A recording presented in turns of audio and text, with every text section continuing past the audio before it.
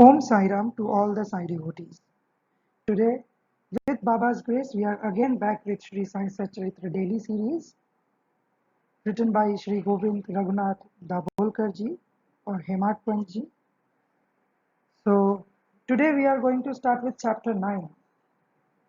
In this chapter, Sri Hemat Pant ji has taken up a few topics.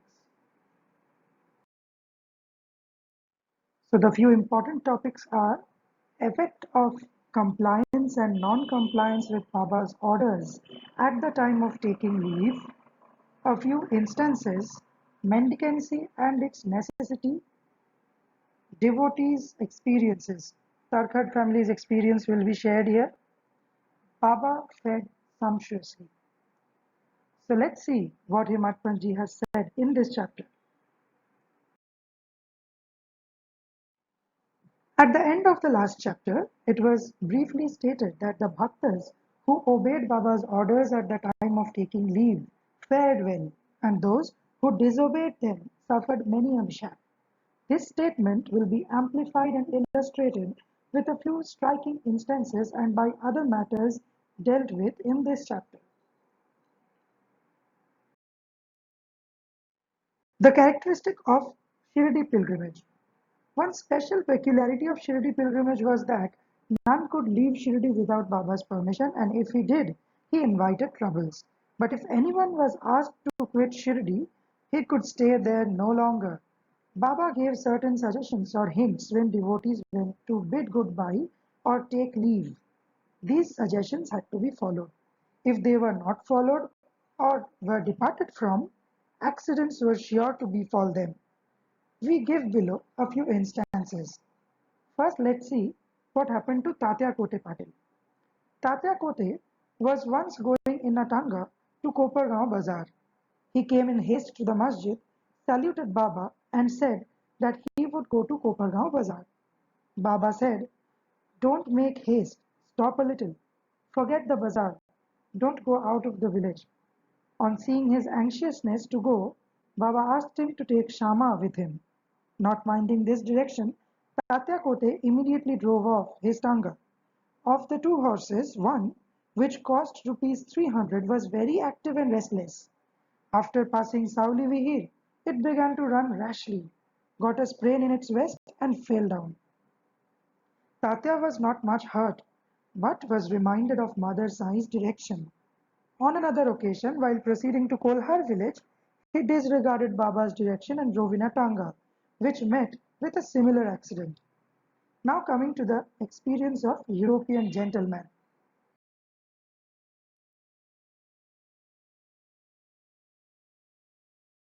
One European gentleman of Mumbai once came to Shirdi with an introductory note from Nana Sahib Chandorkar and with some object in view. He was comfortably accommodated in a tent. He wanted to kneel before Baba and kiss his hand. Therefore, he tried thrice to step into the masjid, but Baba prevented him from doing so. He was asked to sit in the open courtyard below and take Baba's darshan from there. Not pleased with the reception he got, he wanted to leave Shirdi at once and came to bid goodbye. Baba asked him to go the next day and not to hurry. People also requested him to abide by Baba's instructions. Not listening to all this, he left Shirdi in a tanga. The horses ran all right, but when Savli Vihir was passed, a bicycle came in front, on seeing which the horses were frightened and ran fast. The tanga turned topsy-turvy and the gentleman fell down and was dragged over some distance. He was immediately rescued but had to go and lie in Kopargaon hospital for the treatment of his injuries. Such experiences were legion, and people learned the lesson that those who disobeyed Baba's instructions met with accidents in one way or the other, and those who obeyed them were safe and happy. The necessity of mendicancy. Now, to return to the question of mendicancy, a question may arise in the minds of some that if Baba was such a great personage, God manifest, why should he have taken recourse to begging bowl throughout his life? This question may be considered and replied from two standpoints. Number one, who are the people who have the right to live by begging bowl? Our Shastras say that those persons who after getting rid of or becoming free from the three main desires, which is for progeny, for wealth, for fame, and accept sannyas, are the fit persons to live by begging alms. They cannot make cooking arrangements and dine at their homes.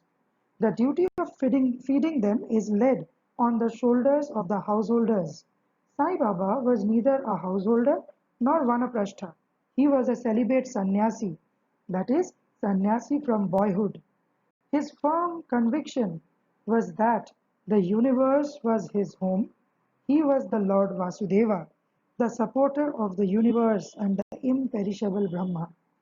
So he had full right to take recourse to begging. Now, from the standpoint of Panchasuna, five sins and their atonement, we all know that in order to prepare foodstuffs and meals, the householders have to go through five actions or processes, which is Kandani, that is pounding, Peshani, grinding, Udakumbi, washing pots, Marjani, sweeping and cleaning, Chulli, lighting hearths.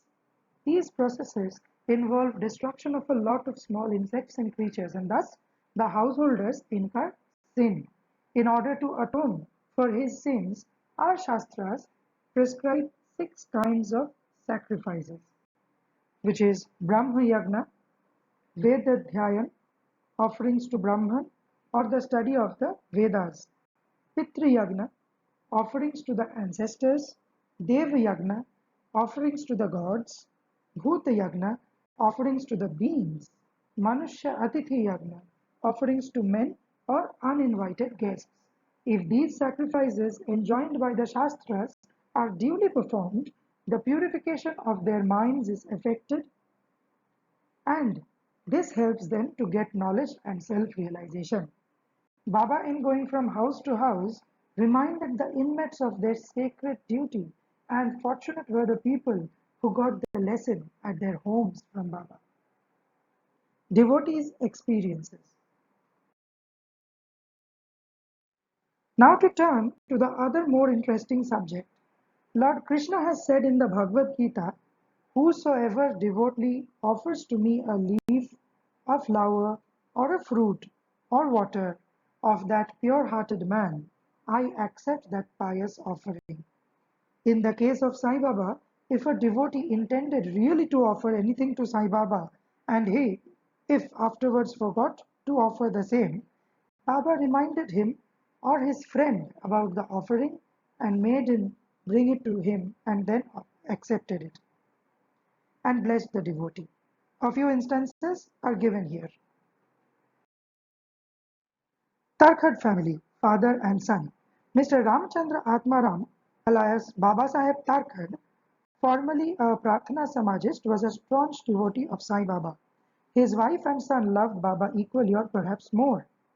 It was once proposed that Master Tarkhad should go with his mother to Shirdi and spend his summer vacation there, but the son was unwilling to go as he thought that in case he left his home in Bandra, the worship of Sai Baba in the house would not be properly attended to, as his father, being a Prarthana Samajist, would not care to worship Sai Baba's picture.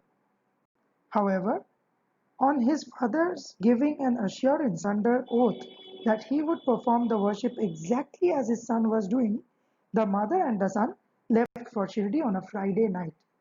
Next day, that is Saturday, Mr. Tarkat got up early, took his bath, and before proceeding with the puja, prostrated himself before the shrine and said, "Baba, I am going to perform the puja exactly as my son has been doing. But please, let it not be a formal drill." Saying so, he performed the puja and offered a few pieces of lump sugar as naivedya. The sugar was distributed at lunchtime. That evening and next day, that is Sunday, everything went on well. The following Monday was a working day, and it also passed well. Mr. Tarkhad, who had never performed puja like this in all his life, felt great confidence within himself that every evening was passing on quite satisfactorily as per the promise given to the son.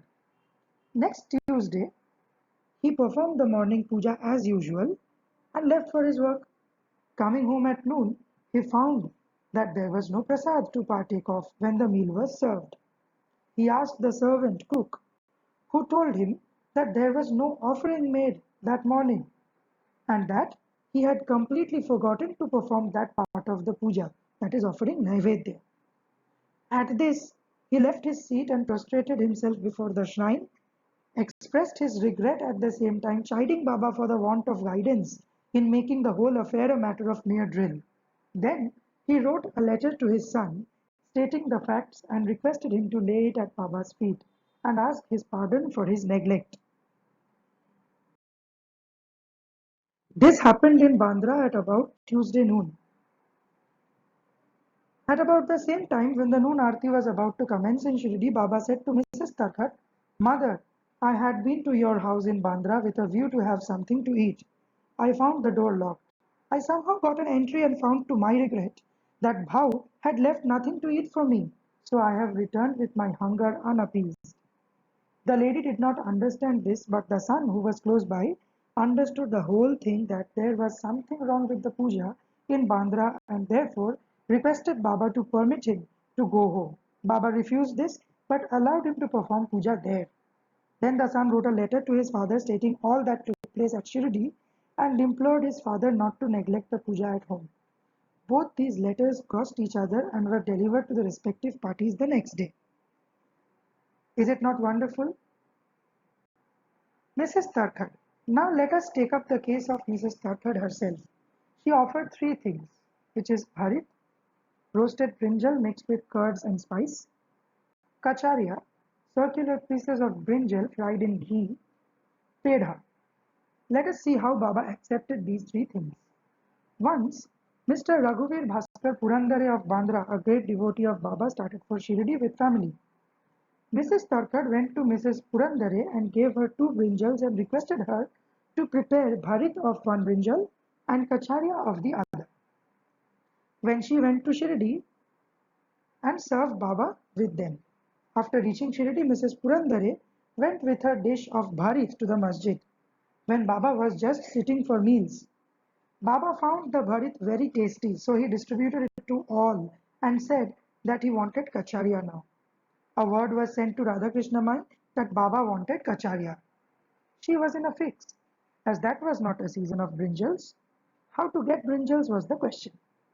When an inquiry was made as to who brought the bharit, it was found that Mrs. Purandare was entrusted with the duty of serving kacharia. Everybody then came to know the significance of Baba's inquiry regarding kacharia and was wonderstruck at Baba's all-pervasive knowledge. In December 1915, when Govind Balaram Mankar went to Shirdi, he wanted to go to Shirdi to perform the obsequies of his father. Before he left, he came to see Mr. Tarkad. Then Mrs. Tarkad wanted to send something with him to Baba. She searched the whole house, found nothing except a pera, which had already been offered as Naivedya. The boy Govind was in mourning. Out of great devotion to Baba, she sent the pera with him, hoping that Baba would accept and eat it.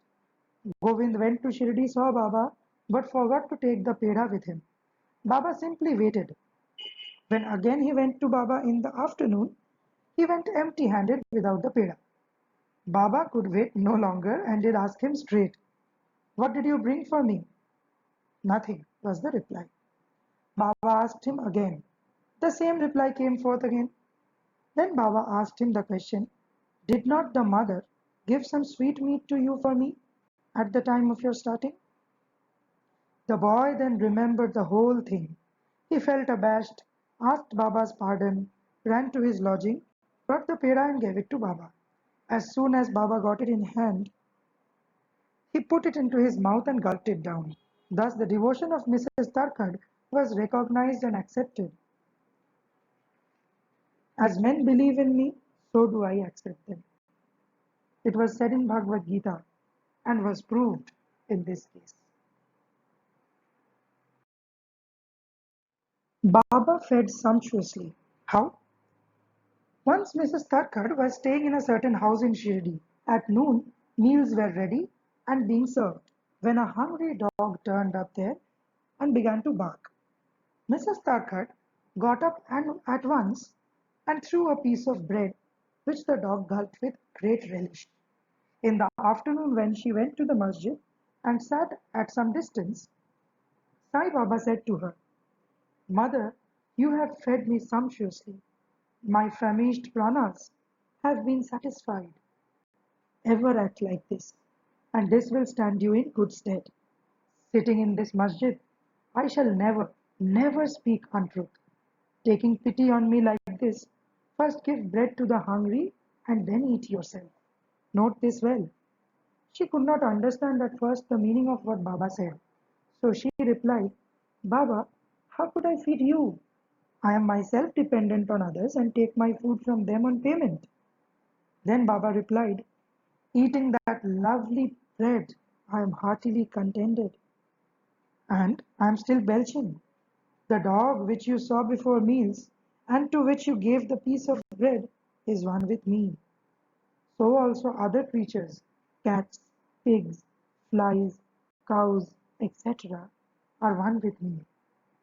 I am roaming in their forms. He who sees me in all these creatures is my beloved. So abandon the sense of duality and distinction and serve me as you did today. Drinking these nectar-like words, she was moved. Her eyes were brimmed with tears, her throat was choked, and her joy knew no bounds. So the moral of this story is, see God in all beings, is the moral of this chapter. The Upanishads, the Gita, and the Bhagavad all exhort us to perceive God or divinity in all the creatures. By the instance given at the end of this chapter and other numerous to mention, Sai Baba has practically demonstrated to us how to put the Upanishadic teachings into practice. In this way, Sai Baba stands as the best exponent or teacher of Upanishadic doctrines. Bow to Sri Sai, peace be to all. Om Sai Ram. My sincere gratitude to all the devotees for listening this Satcharitra faithfully.